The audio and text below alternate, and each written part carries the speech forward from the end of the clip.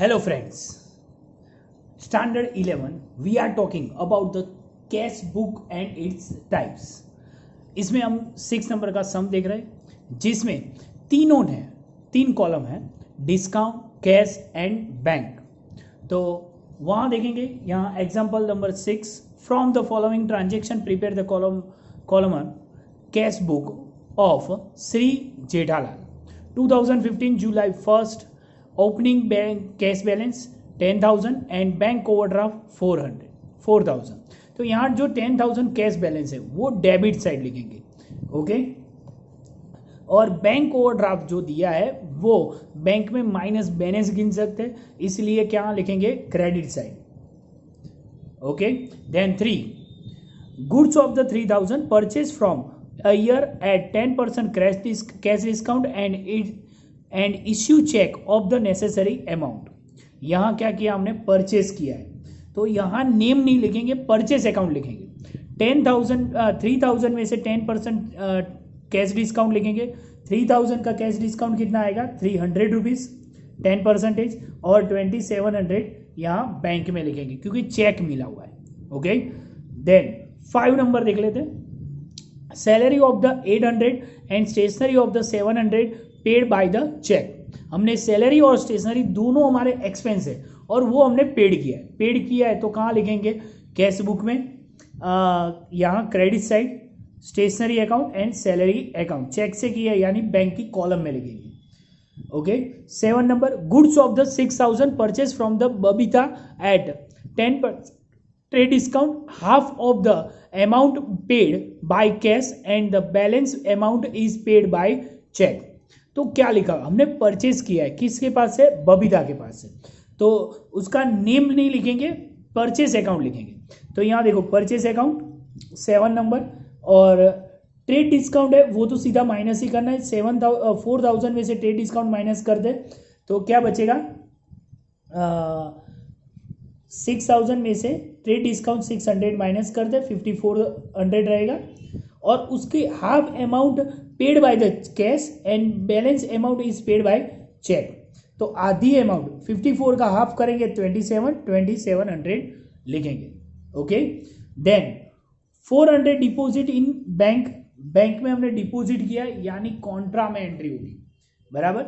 यानी ये 4,000 rupees deposit in bank, ये कॉन्ट्रा ट्रांजेक्शन होगा, यानी बैंक में जमा किया, कैश हमारे पास गई तो यहाँ कैश की कॉलम में और बैंक अकाउंट लिखेंगे, और वही एंट्री यहाँ बैंक के कॉलम में और कैश अकाउंट यहाँ लिखेंगे। याद रखना है जब भी बैंक कैश जाती है तो यहाँ कैश की कॉलम में लिखना है, कैश आती है बैंक में से हम निकालते हैं तो कैश की कॉलम में डेबिट साइड लिखना है, ओके। बाकी तो कैश है तो बैंक है तो कैश लिखना है। सी कंपल्सरी लिखना है यहाँ LF में।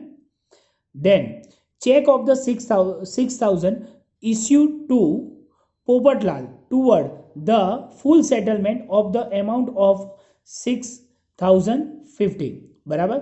हमने 6,050 के जो देने थे उसकी जगह हमने कितने दिए, 6,000 ही दिए, बराबर। 50 रुपीज़ जो कम दिए तो वो पेमेंट में लिखेंगे, यहाँ पोपटलाल 6,000 और 50 रुपीज़ क्या मिला, डिस्काउंट मिला। Atmaram has given 6,000 cash and cheque of the 4,000 which is the deposit in the bank towards the amount payable 10,070, okay. तो यहाँ देखो कैश और चेक से हमने डिपॉजिट किया हुआ है टूवर्ड द बैंक, ओके। तो उसकी एंट्री क्या करेंगे, क्या लिखा हुआ है, Atmaram has given 6,000 cash and 4,000 cheque deposit in the toward the bank amount payable. तो यानी वो हमारे अकाउंट में पे किया हुआ है, बराबर, यानी उससे हमें पैसे मिले हुए हैं। हैज़ गिवन यानी पैसे हमें मिले, तो यहाँ देखो 4,000 कैश मिले, 6,000 कैश एंड 4,000 चेक, और दोनों डिस्काउंट उसमें से कितना मिला है, 70 रुपीज़ डिस्काउंट, क्योंकि दोनों मिला के 10,000 हो रहा है, और यहाँ अमाउंट इसकी कितनी थी, 10,070, okay. Cheque of the 5,000 receive from the Sundar toward the payment of an old डेप्ट which is deposit in the bank. ये देखो यहाँ 5000 हमें पैसे मिले हुए, बराबर, सुंदरम से पास से तो मिले यानी debit side. Okay, then 3000 cash paid toward the issue income tax of the Jethalal. Jethalal ने इनकम टैक्स पेड किया है, बराबर। इनकम टैक्स हमारा ये निजी खर्च होता है, यानी ये पर्सनल यूज हुआ, तो पर्सनल यूज होते हैं तो हम क्या लिखते हैं, ड्राइंग अकाउंट लिखते हैं, बराबर। ये इनकम टैक्स है, वो क्या होगा, पर्सनल यूज के लिए हुआ तो वो ड्राइंग अकाउंट लिखना है। 20 नंबर, चेक ऑफ द सुंदर इज डिसऑनर। चेक, सुंदर का चेक था वो डिसऑनर हो गया, बराबर।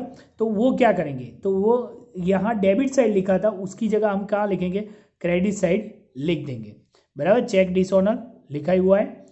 देन 50 पैसा dividend receive from the receiver of the सुंदर, यानी डिविडेंड में 50 पैसे जैसे मिले, बाकी की अमाउंट मिली नहीं है, तो ये 5000 उससे पास से लेने थे, उसके 50 पैसे ना, यानी 50% कितना हुआ, 2500, बराबर, जो हमें मिले, बाकी के मिले नहीं है। Goods of the 10,000 sold to the Tipendra at the 10% cash discount for 60% of the amount, check receive which is the deposit and the remaining amount is received in the cash।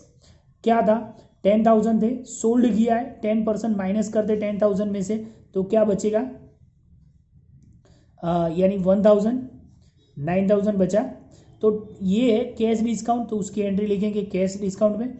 और 60% अमाउंट चेक रिसीव, यानी 9000 का 60% करोगे तो यानी क्या आएगा, 5400, और बाकी की अमाउंट यहाँ 3600 लिखनी है। क्या किया, 10% डिस्काउंट किया, वो यहाँ लिखा, बाकी के 9000 बचे, 9000 में से हम क्या करेंगे, 10%, अरे 60% बैंक में लिखेंगे, 40% हम क्या लिखेंगे, सेल्स में।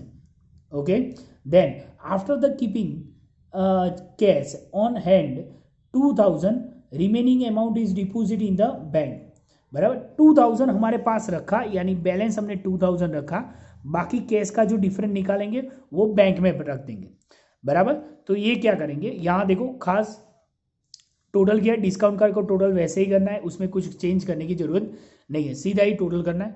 कैश का टोटल पहले करना पड़ेगा, ये टोटल किया, इसमें से ये माइनस किया, तो हमारे पास एक्स्ट्रा कितने बचे, 2000 की एंट्री करने के बाद एक्स्ट्रा हमारे पास इतने बचे, जो हमें क्या करना है, बैंक में डिपॉजिट करना है।